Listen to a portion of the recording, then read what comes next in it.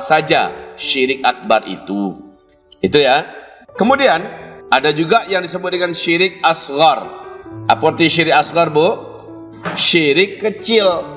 Saya sudah uraikan kemarin, syirik kecil lalu kita anggap itu perkara yang remeh. Oh tidak, syirik kecil tetap saja dia dosa terbesar dari seluruh dosa-dosa, walaupun judulnya syirik kecil. Hanya bedanya dengan syirik akbar, syirik besar adalah satu, kalau syirik akbar yang batal itu seluruh amalan kita yang pernah kita buat dalam hidup. Tapi kalau syirik kecil yang batal hanyalah perbuatan yang saat itu kita amalkan, itu saja yang batal. Contoh syirik kecil waktu itu kita contohkan adalah riya. Jadi kalau kita riya dalam sholat, yang batal cuma sholat itu. Tapi amalan-amalan kita yang lain, selama kita tidak riya, insya Allah tidak batal. Gitu. Yang kedua, syirik kecil, bila kita meninggal dunia, di akhirat kita tetap masuk neraka untuk dicuci syirik kecil ini. Tapi bedanya kalau syirik besar, syirik akbar, kalau orang masuk neraka, kekal di neraka selama-lamanya. Kalau syirik kecil, setelah dia masuk neraka, bagaimana berikutnya Pak, Bu? Dia ada kesempatan, ada peluang untuk dikeluarkan lagi dari neraka, dicuci dengan telaga Nabi Muhammad SAW, dan akhirnya dimasukkan ke dalam surga. Masih ada harapan. Syirik kecil masih ada harapan untuk diselamatkan dari neraka.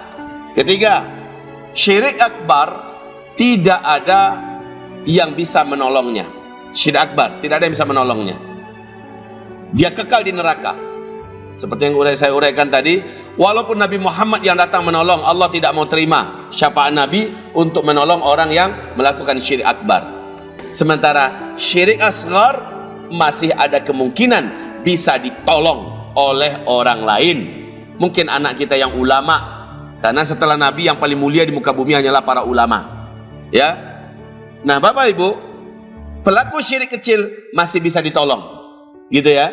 Yang keempat tadi, kalau syirik akbar, kalau sudah masuk neraka, kekal di neraka selama-lamanya. Sementara pelaku syirik kecil pasti dia akan keluar dari neraka Allah Subhanahu wa taala. Baik. Secara ringkas, saya sudah ulangi tentang atau sudah lakukan flashback tentang pembahasan berkaitan dengan mukaddimah syirik. Sekarang yuk kita bedah satu-satu. Apa syirik akbar itu? Ya, macam-macamnya apa saja? Silakan lihat ke papan tulis. Bismillah.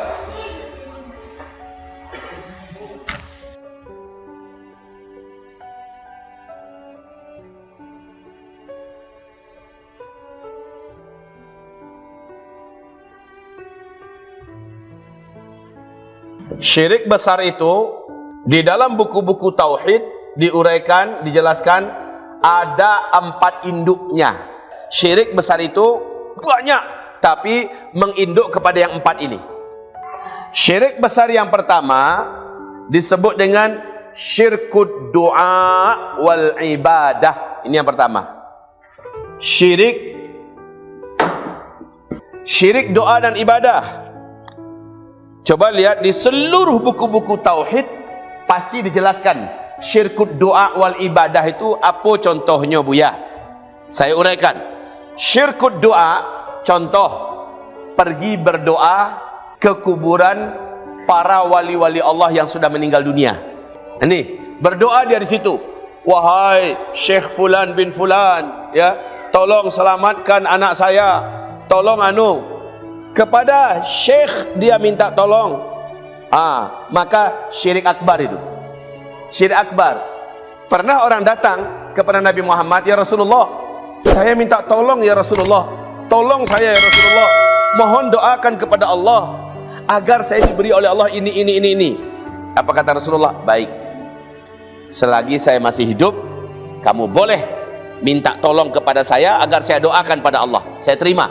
Tapi awas, kata Nabi, kalau nanti saya sudah mati, jangan coba-coba kamu datangi kuburan saya lalu minta agar saya mendoakan kamu kepada Allah, padahal saya sudah mati. Langsung doakan, langsung kamu berdoa pada Allah. Jadi Nabi Muhammad saja melarang umatnya, jangan pergi ke kuburan nyolai lalu mintakan kepada Allah. Rasulullah melarang itu. Iduk jo Nabi ketika tu, silakan kalian minta tolong kepada saya. Jadi syirkul doa ini artinya minta tolong, minta tolong, ya. Jadi di sini Bapak Ibu, syirkul doa, awak kami kan cik-cik dulu, minta tolong dalam hal yang hanya Allah yang bisa buat. Minta tolong kepada selain Allah,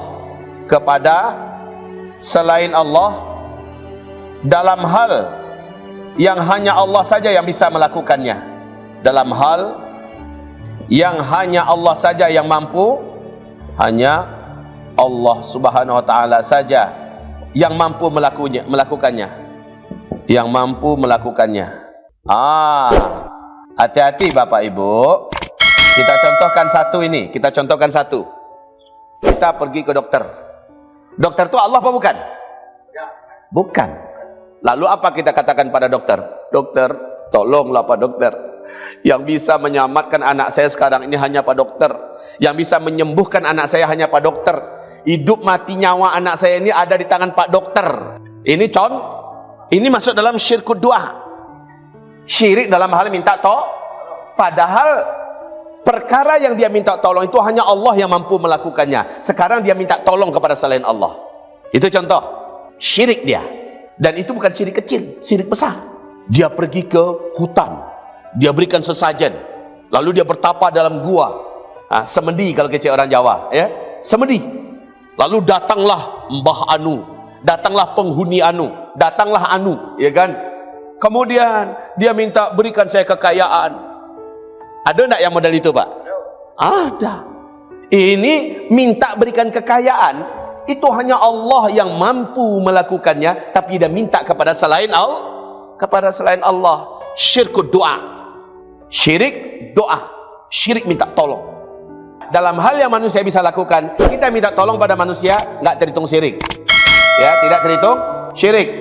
Tapi perkara yang hanya Allah yang mampu melakukannya, kita minta tolong kepada manusia, ya, kepada makhluk, maka itu syirik. Apakah manusia, apakah jin, apakah setan, gitu.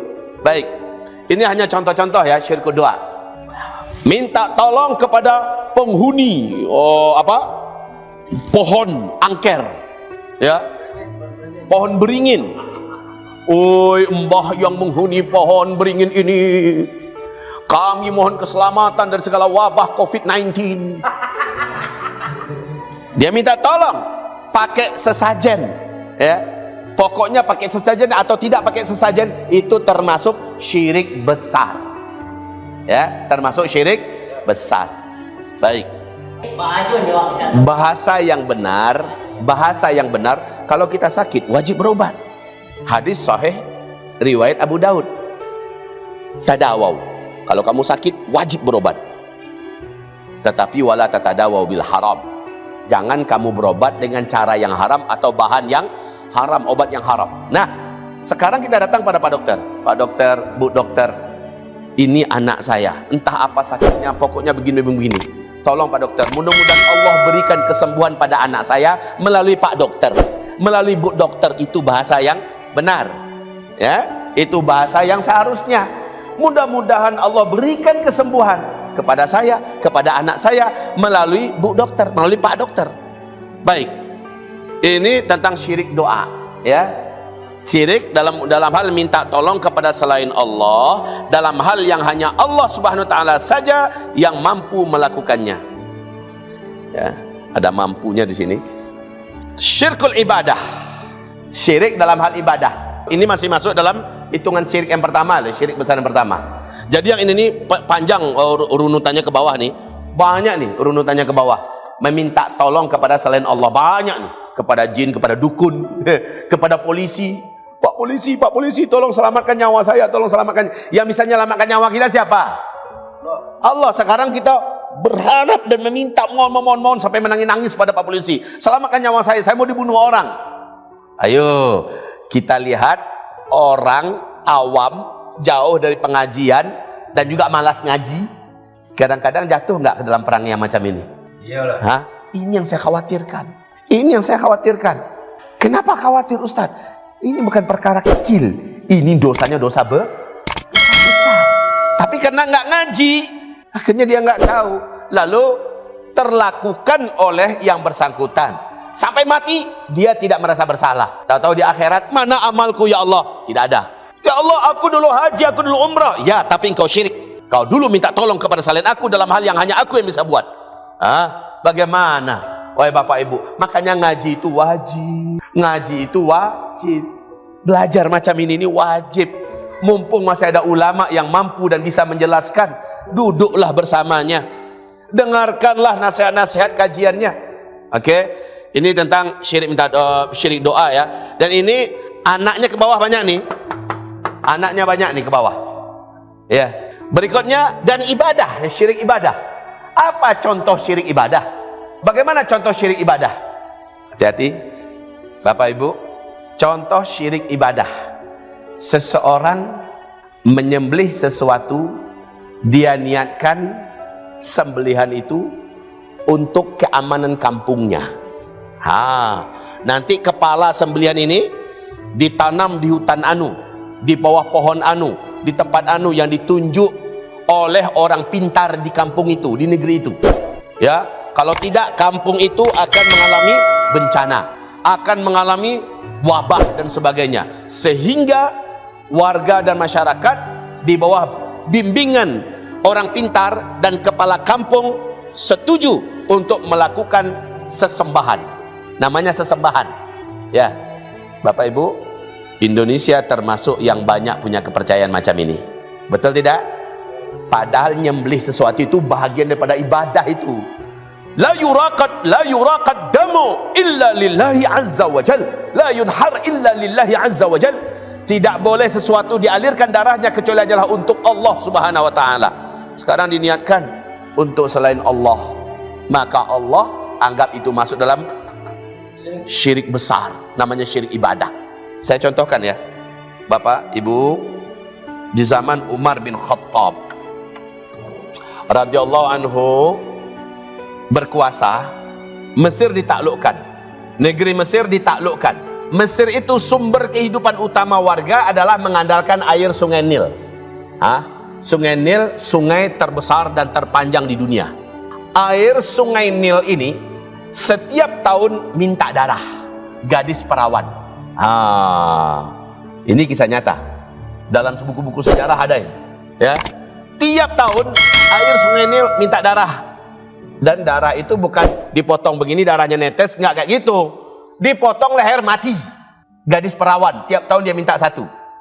Ketika Islam masuk ke Mesir, Umar bin Khattab memerintahkan Amru ibnul As radhiyallahu anhu, sahabat Nabi yang mulia ini, menjadi gubernur di Mesir. Melihat adat yang salah ini, Amru ibnul As melarang, jangan lagi sembelih wanita, mau perawan, mau nenek-nenek, pokoknya jangan sembelih orang. Jangankan orang, hewan pun tak boleh untuk diberikan kepada sungai Nil. Kenapa? Itu syirik. Syirik besar. Apa kata warga? Wahai gubernur, bila kami tidak lakukan, maka air tidak akan mengalir dan tidak akan keluar dari mata-mata airnya. Bagaimana kita bercocok tanam? Bagaimana kita akan hidup? Makan minum kita bergantung pada sungai Nil ini. Apa kata gubernur Mesir, Amr ibn al-As? Pokoknya itu tidak boleh. Allah Subhanahu wa taala yang mengalirkan air, bukan siapa-siapa. Ternyata memang karena taat pada pemimpin yang telah menaklukkan Mesir, yaitu Umar Amr ibn al-As, akhirnya enggak disembelih lagi seorang gadis perawan. Tak mengalir air sungai Nilnya. Berhenti, Pak. Bingung. Amr ibn al-As yakin ini ada kerjaan setan ini. Tapi beliau belum tahu caranya gimana, solusinya baiknya gimana. Maka dia pun berkirim surat kepada Khalifah Islam pada masa itu, yaitu Umar ibn Khattab radhiyallahu anhu. Berkirim surat dengan cepat sampai surat itu ke tangan Umar bin Khattab, dibaca oleh beliau. Umar bin Khattab radhiyallahu anhu Khalifah Islam yang sangat cerdas. Dia langsung membuat surat. Tapi surat ini bukan ditujukan kepada gubernurnya. Dia baca surat dari gubernur, dibaca, paham dia balas suratnya. Tapi bukan untuk si gubernur surat yang ditulis oleh Umar bin Khattab. Tahu enggak Bapak Ibu, buat siapa surat itu ditulisnya? untuk Sungai Nil. Untuk Sungai Nil. Demi Allah Bapak Ibu, ini kayak dongeng. Kok Sungai Nil dikirimin surat? Kan begitu. Sungai dikirimin surat. Tapi Umar tahu, Sungai Nil itu makhluk Allah. Lobang-lobang mata air itu selama ini keluar lalu tersumbat karena tidak diberikan sesajen yang dianya adalah syirik besar. Ya, itu pasti ada menyumbatnya, dan yang menyumbat pasti setan. Ya, ujung-ujungnya kata Pak Wali tadi, setan. Maka tulisan surat Umar bin Khattab jelas Pak, masuk dalam buku-buku sejarah Islam. Apa kata Umar? Hai Sungai Nil, saya Umar bin Khattab, Amirul Mukminin, Khalifah Islam, saya menyampaikan surat ini kepada engkau. Bila engkau adalah makhluk Allah dan mengalir atas kehendak Allah, maka tetaplah engkau mengalir. Tapi jika engkau bukan merasa makhluk Allah dan engkau mengalir bukan dengan kehendak Allah, silakan buat apa yang engkau ingin kau buat. Dari Umar bin Khattab. Lebih kurang begitulah. Setelah itu digulungnya surat, diberikan kepada kurir tadi. Apa kata Umar? Nanti katakan pada gubernur saya yang di Mesir, setelah surat ini sampai ke tangannya, bacakan surat ini nanti di depan seluruh warga dan rakyat Mesir, dan suruh mereka menyaksikan engkau lemparkan surat ini ke ulu Sungai Nil. Ya, buat warga menyaksikan. Ini Bapak Ibu, kalau bukan akidah yang dalam, kalau bukan itu, tidak akan mungkin Umar bin Khattab sampai pada kesimpulan itu. Lemparkan surat ini ke ulu Sungai Nil, di situ sumber-sumber mata airnya, dan biarkan warga menyaksikan. Maka Bapak Ibu, singkat cerita, Amr ibn al-As, gubernur Mesir pun mengumpulkan warga dan rakyat Mesir agar mereka mentauhidkan Allah dengan sebenar-benarnya. Lalu apa kata Amr ibn al-As? Hai warga Mesir, lihat oleh kalian, ini surat Umar bin Khattab, Amirul Mukminin kita, kepada Sungai Nil ini. Sesungguhnya yang menjadikan Sungai Nil selama ini bergantung kepada darah perawan, karena itu permintaan setan agar kalian mensyirikkan Allah Subhanahu wa taala. Bapak Ibu, bagi tahu kepada Bapak Ibu sedikit ya, Umar bin Khattab ini termasuk figur yang paling ditakuti oleh setan. Ya, Umar bin Khattab ini termasuk figur yang paling ditakuti oleh setan. Kata Rasulullah, kalau setan mendengar nama Umar bin Khattab, maka mereka akan langsung lari terbirit-birit. Bahkan kata Rasul, kalau Umar mau melewati sebuah jalan, saya benar-benar menyaksikan setan-setan bangsa jin dari jalan yang akan ditempuh oleh Umar, jarak 100 meter sudah lari terkentut-kentut sambil ketakutan. Ibarat awak tu tak panca-panca ya ke jambannya dek takutnya, ya, karena saking takutnya dia Umar mau lewati jalan itu. Hal ini hampir sama Pak, hampir sama ketika Imam Ahmad Ibnu Hanbal sedang memberikan ceramah macam saya ini. Tahu-tahu ada orang kesurupan. Hebat kali kesurupannya. Diruqyah oleh ahli ruqyah enggak mempan-mempan. Setan yang ada dalam badan orang yang kesurupan itu bandelnya luar biasa. Lalu datanglah orang ini kepada Imam Ahmad bin Hanbal. Kita kesampingkan cerita Umar bin siapa tadi? Umar bin Khattab sebentar ya. Lalu Imam Ahmad bin Hanbal ini adalah imamnya para ahli hadis. Salah satu di antara imam yang menciptakan mazhab, ya. Baik Bapak Ibu yang kami muliakan, Imam Ahmad bin Hanbal sedang ceramah. Apa kata keluarga? Keadaannya sedang genting, sedang ngamuk-ngamuk, sedang bahaya. Abi tolong Buya. Apa kata beliau? Maaf, saya sedang ceramah, nanti saja. Saya sedang ceramah, nanti saja. Karena didesak, ini ada dua riwayat. Satu riwayat mengatakan dia berikan salah satu sendalnya. Riwayat yang lain mengatakan dia buka salnya. Serahkan, bawa sal ini. Di riwayat yang lain, bawa sendal ini, tunjukkan kepada orang yang kesurupan itu. Katakan kepada setan yang ada di tubuhnya, kamu tahu ini milik siapa?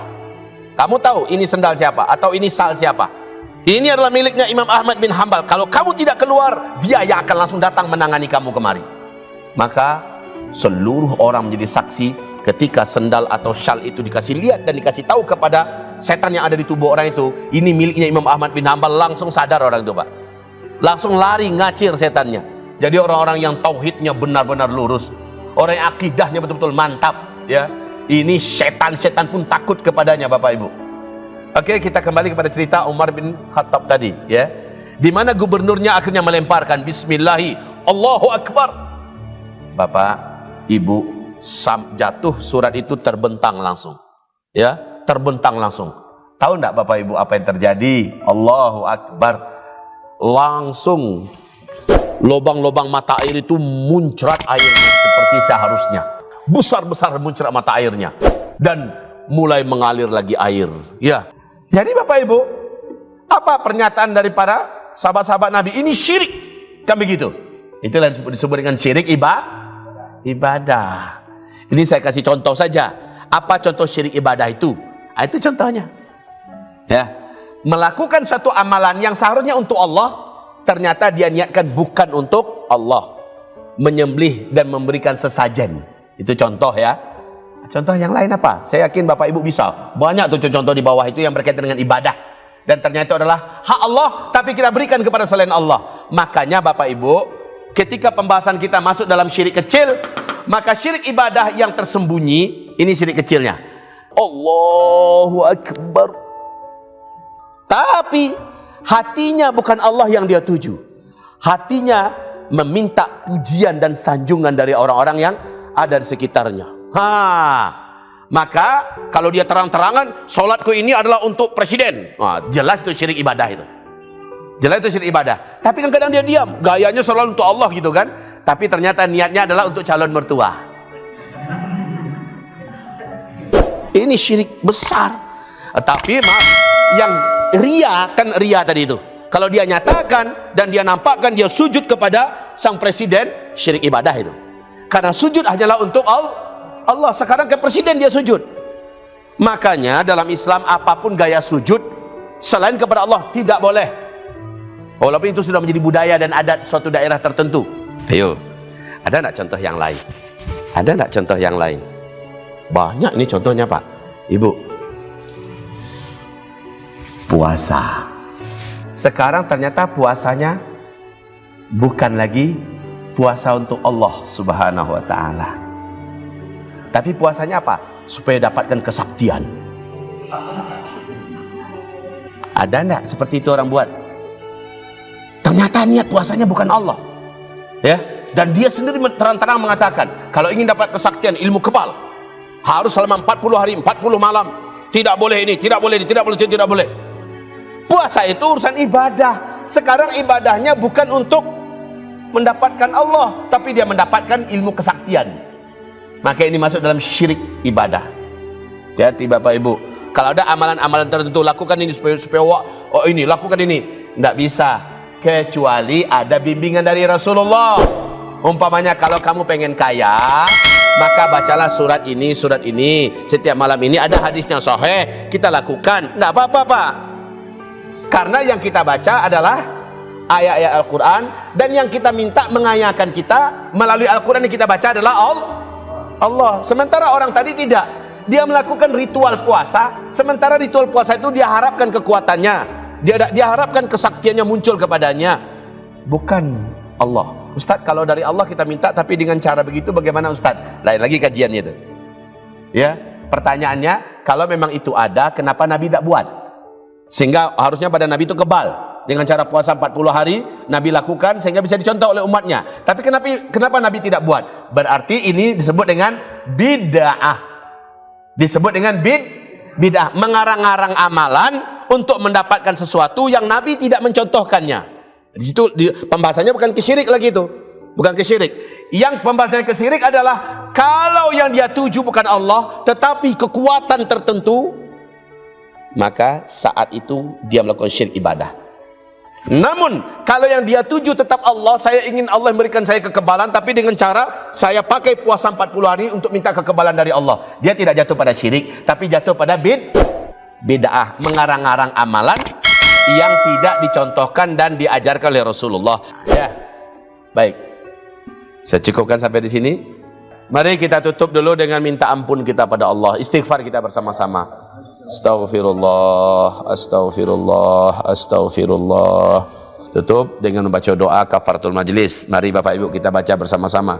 Subhanakallahumma wa bihamdika asyhadu an la ilaha illa anta astaghfiruka wa atubu ilaik. Walhamdulillahi rabbil alamin.